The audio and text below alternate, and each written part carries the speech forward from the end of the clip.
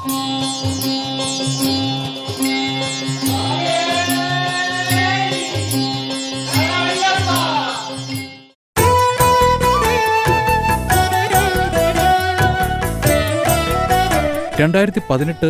17 മുതൽ 2019 നവംബർ 16 വരെയുള്ള ഒരു വർഷക്കാലം ശബരിമല മാളികപ്പുറത്തമ്മയുടെ മുഖ്യ പൂജകനായി ശബരീശ സന്നിധിയിലെത്തിയത് ചെങ്ങന്നൂർ ഇരമല്ലിക്കര മാമ്പറ്റ ഇല്ലം ബ്രഹ്മശ്രീ എം.എൻ. നാരായണൻ നമ്പൂതിരിയായിരുന്നു.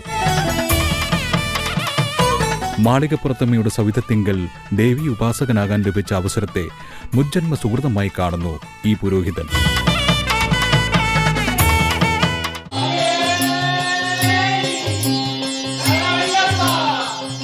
രണ്ടായിരത്തി 2020 കാലഘട്ടത്തിൽ ശബരിമല മാളികപ്പുറം മേൽശാന്തിയായി സേവനമനുഷ്ഠിക്കാൻ ഉള്ള ഭാഗ്യം എനിക്കുണ്ടായി. ചങ്ങനാശ്ശേരിയുടെ രാമങ്കരി ദേവസ്വത്തിൽ മേൽശാന്തിയായിട്ട് ഏകദേശം 1 മാസം സേവനമനുഷ്ഠിക്കുന്ന കാലഘട്ടത്തിലാണ് എനിക്ക് മാളികപ്പുറത്തോട്ട് സെലക്ഷൻ കിട്ടിയതും നറുക്കെടുപ്പിൽ വീണതും. അന്ന് മുതൽ എനിക്ക് വളരെ നല്ല അനുഭവങ്ങളാണ് ഉണ്ടായിട്ടുള്ളത്.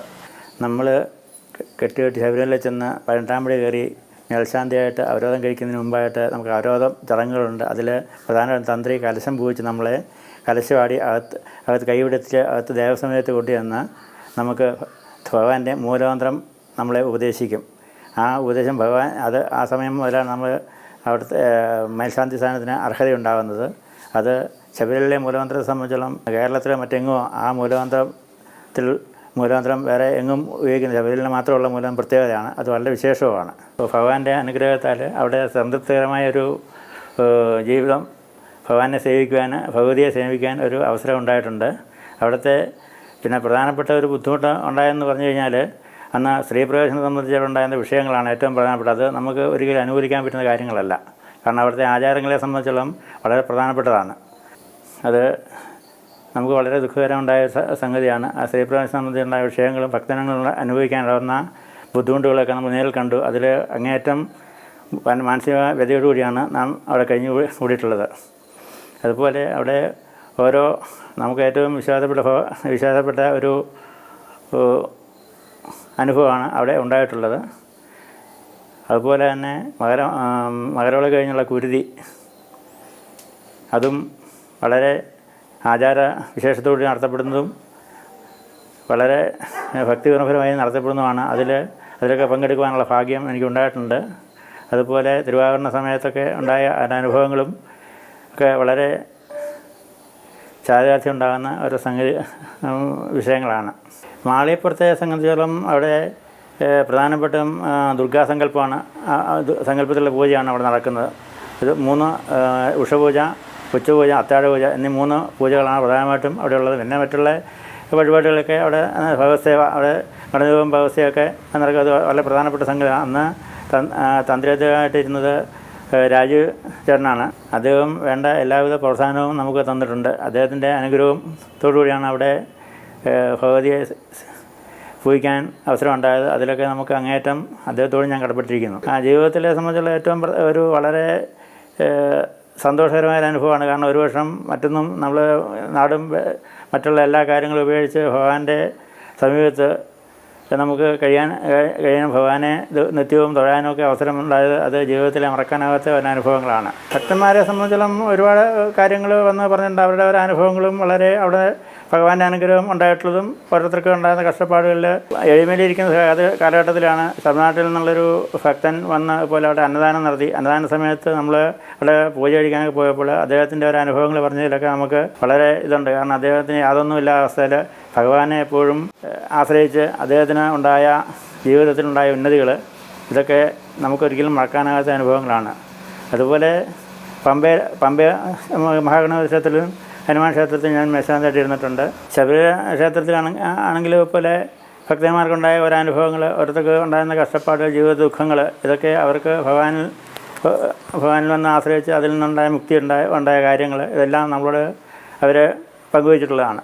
അതൊക്കെ നമുക്ക് കേൾക്കുമ്പോൾ വളരെ നമുക്കിങ്ങനെ ഒരു സ്ഥാനത്ത് ചെന്ന് ഭഗവാനെ സേവിക്കാൻ, ഒരു വർഷം ഭഗവാന്റെ സമീപത്ത് താമസിച്ച് ഭഗവാനെ തൊഴുവാനും അതുപോലെ സേവിക്കുവാനും അവസരം കിട്ടിയതിൽ നമുക്ക് ഒരിക്കലും മുജ്ജന്മ സുഹൃത്തെന്ന് മാത്രമേ പറയാൻ പറ്റുള്ളൂ.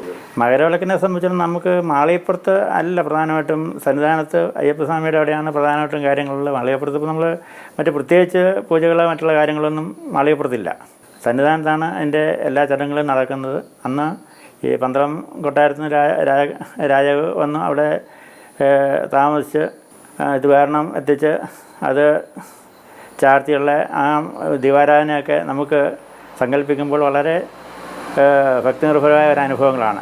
അതുപോലെ ഈ മണിമണ്ഡപത്തിൽ ഭഗവാൻ അവിടെ കുടിയിരുന്ന സമയത്ത് അവിടെ 5 പൂജ മരവിളക്കിനെ അനുവദിച്ചിട്ടുണ്ട്. 5 പൂജയിലും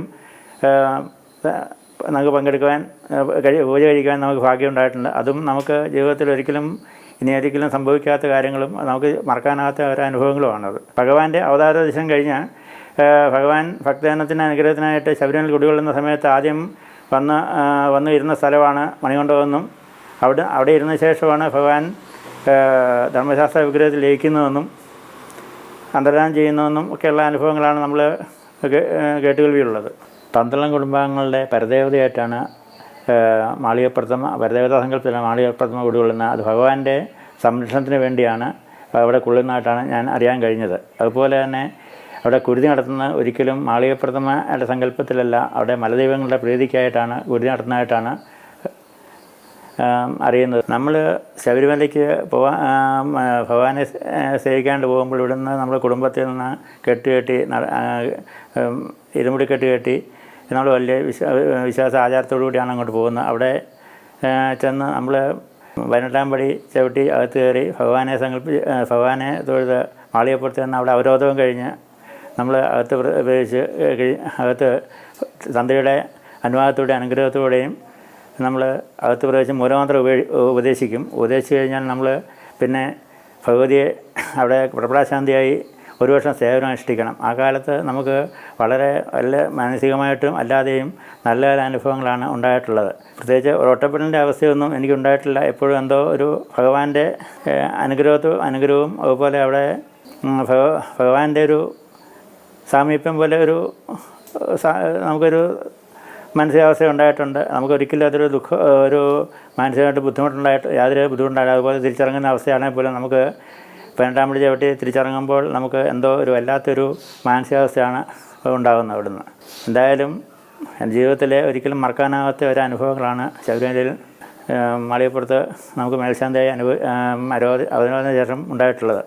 നമുക്ക് മേൽശാന്തിയായിട്ട് ഇരിക്കുന്നതിന് മുമ്പുള്ള അനുഭവം അതിന് വളരെ വ്യത്യാസമുണ്ട്. അതിനുശേഷം നമുക്ക് എന്തോ ഒരു മാനസികമായിട്ടൊരു പ്രത്യേകിച്ചൊരു ഭഗവാനെ പൂജിച്ചതിന് ശേഷം എന്തോ ഒരു വളരെ സംതൃപ്തികരമായിട്ട് എന്തോ ദുഃഖത്തിൽ ഒരു പരിപൂർണത എന്ന രീതിയിൽ നമുക്കൊരു വളരെ വ്യക്തമായ അനുഭവങ്ങളുണ്ടായിട്ടുണ്ട്. ശബരിമലയെ സംബന്ധിച്ചുള്ള മറ്റു ക്ഷേത്രങ്ങളിൽ നിന്ന് വ്യത്യസ്തമായിട്ട് അവിടെ ആചാരത്തിനാണ് പ്രധാനം. അവിടെ അതുപോലെ ഒരു ക്ഷേത്രത്തിലില്ലാത്ത ഭഗവാൻ ബ്രഹ്മചാരി ആയിട്ടാണ് അവിടെ ഇരിക്കുന്നത്. ലോകാനുഗ്രഹത്തിന് തൻ്റെ ഭക്തജനങ്ങൾക്ക് വേണ്ടി കുടികൊള്ളുന്നത്. അവിടെ 10 വയസ്സിന് ശേഷവും 50 വയസ്സിന് താഴെയുള്ള സ്ത്രീകൾക്ക് അവിടെ പ്രവേശനമില്ല. അതിൻ്റെ പ്രധാന കാരണം എന്ന് പറഞ്ഞാൽ അയ്യപ്പൻ ബ്രഹ്മചാരിയായിട്ടാണ് അവിടെ കുടികൊള്ളുന്നത്. അവിടെ അതുകൊണ്ടാണ് ഈ സ്ത്രീകൾക്ക് അവിടെ പ്രവേശനം നിഷേധിച്ചിരിക്കുന്നത്. അതല്ലാതെ സ്ത്രീവിരോധം കൊണ്ടൊന്നുമല്ല. മാതൃഭാവത്തിലും ബാലികാഭാവത്തിലും ആ ഭാവത്തിലാണ് ഭഗവാനെ ദർശിക്കാനുള്ള ആചാരം അവിടെ അനുഷ്ഠിക്കുന്നത്. അല്ലാതെ സ്ത്രീകൾക്ക് വിലക്കൊണ്ടായിട്ടല്ല. അവർക്ക് അതിനുശേഷം യഥേഷ്ടം ദർശനം നടത്താനോ ഒന്നും യാതൊരു അനുഭവമില്ല. അതൊക്കെ കർശനമായി പാലിക്കണം. അല്ലാതെ അതൊന്നും അവഗണിക്കാവുന്നൊരു കാര്യമേ അല്ല. ഈ മണ്ഡലകാലത്ത് ഈ ശബരിമലയിൽ എത്തിച്ചേരുന്ന എല്ലാ ഭക്തജനങ്ങൾക്കും ഭഗവത് ദർശനഭാഗ്യവും അനുഗ്രഹവും ഉണ്ടാകട്ടെ എന്ന് പ്രാർത്ഥിക്കുന്നു. സ്വാമി ശരണമയ്യപ്പ.